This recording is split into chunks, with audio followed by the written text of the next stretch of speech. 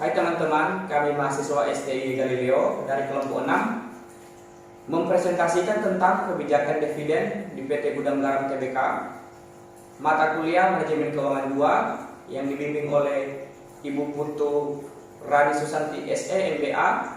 Namun sebelumnya, perkenalkan, nama saya Hikmah Putra Iman Loli, NIM 2024021007.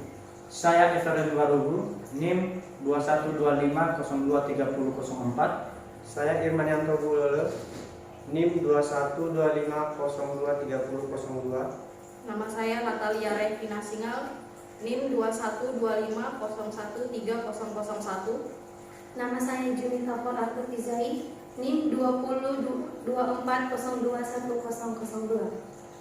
Selamat menyaksikan presentasi dari kelompok 6. Terima kasih. Didn't even ask me what I wanted. You make them assumptions. Clearly not your forte. Sekarang kita masuk dalam pengertian dividen. Salah satu tujuan dari perusahaan adalah untuk mencapai laba maksimal atau laba yang sebesar-besarnya demi kemakmuran pemilik perusahaan atau pemilik saham. Selain itu, bagi kita para pemenang saham yang telah menginvestasikan uangnya mengharapkan mendapatkan keuntungan yang besar.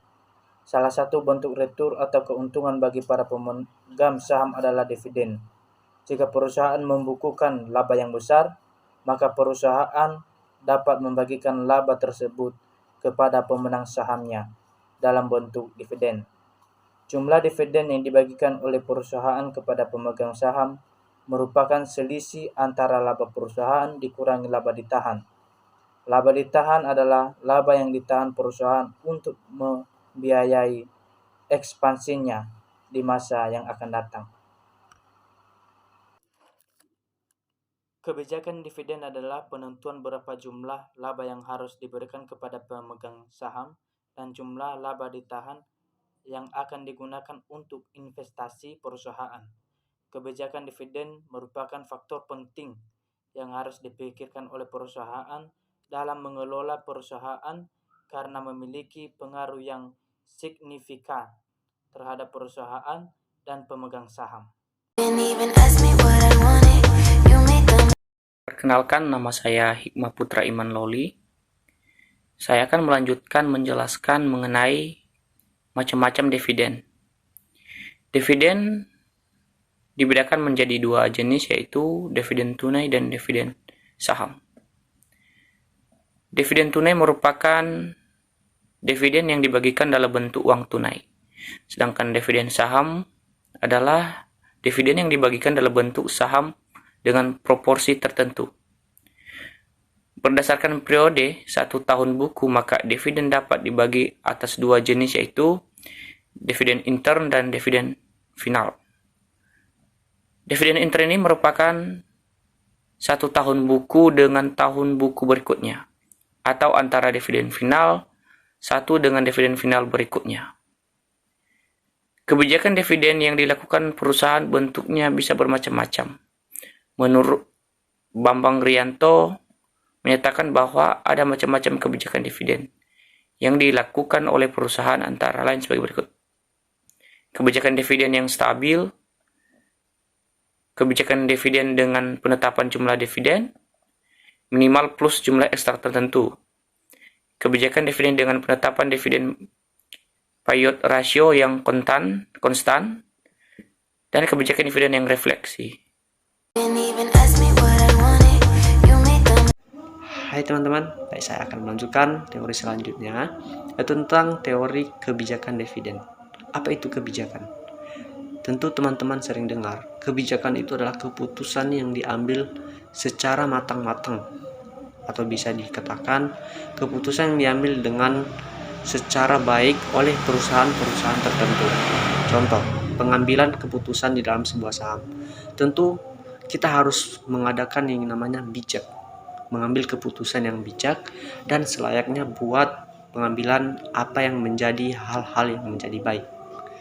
Dividen ini yaitu apa yang menjelaskan tentang yang belum pasti. Contoh, saya memberi contoh sebuah saham. saham ini kadang naik kadang turun. Jadi di berbagai saham ada yang belum pasti, ada yang pasti. Tentu saja saya berpendapat saham itu yaitu hal-hal yang menjadi relevan atau dividen. Hal-hal yang belum pasti, kadang naik, kadang turun.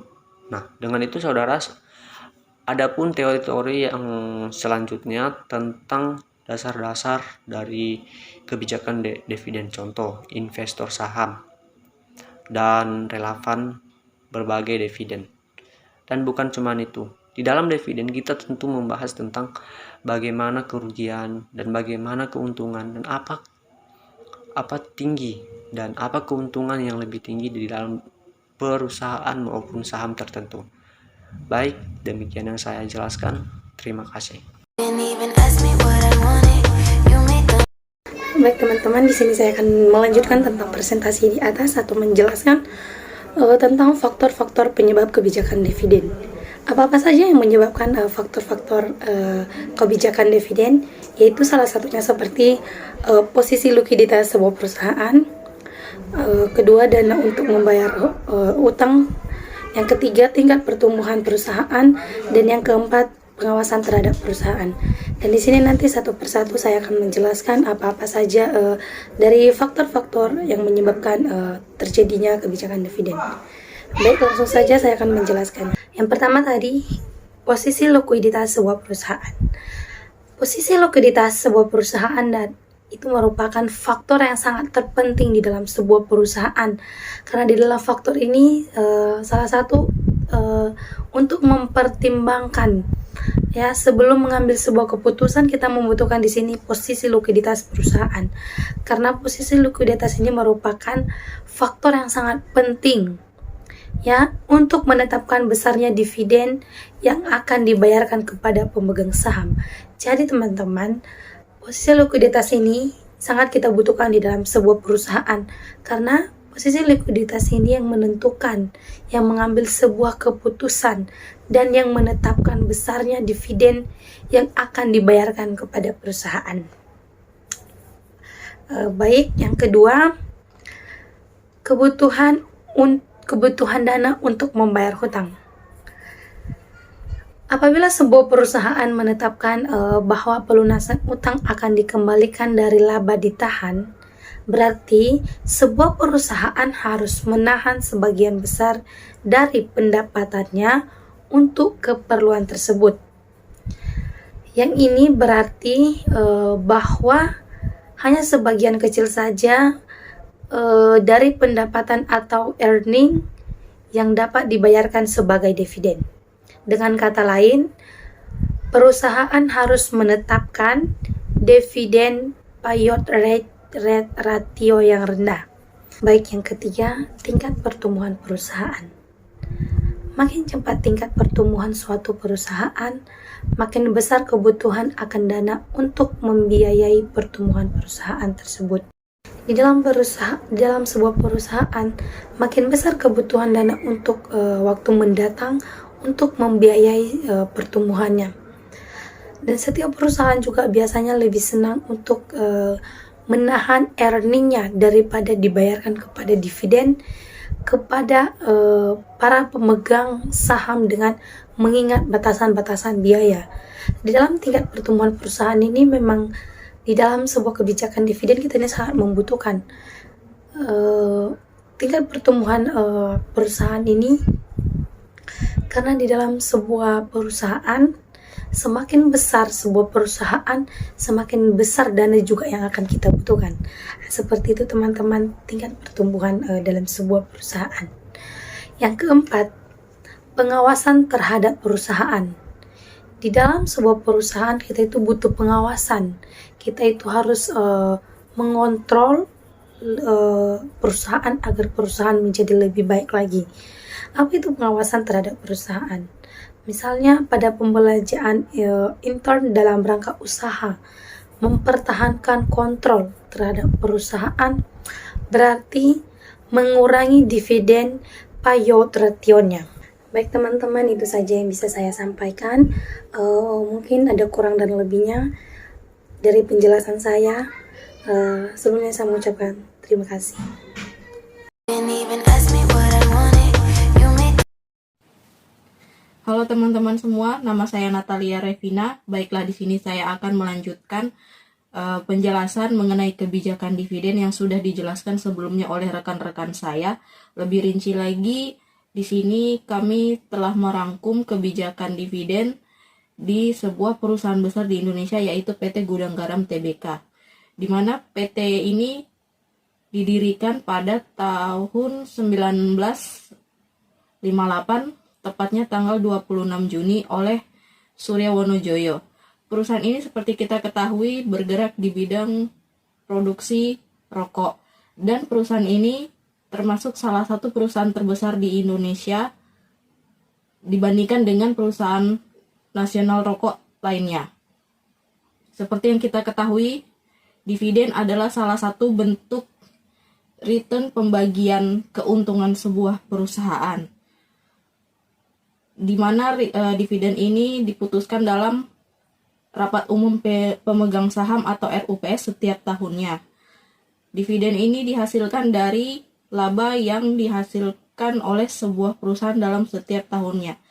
Namun, tidak semua laba yang dihasilkan dibagikan sebagai dividen untuk para pemegang saham, di mana laba yang dihasilkan oleh sebuah perusahaan bisa juga ditahan sebagai laba ditahan. Laba ditahan ini juga berguna untuk memperluas usaha atau menambah modal perusahaan. Oleh karena itu, PT Gudang Garam Tbk juga melakukan rapat umum pemegang saham pada tanggal 8 Juli 2020 untuk memutuskan berapa dividen yang akan dibagikan kepada pemegang saham. didn't even ask me what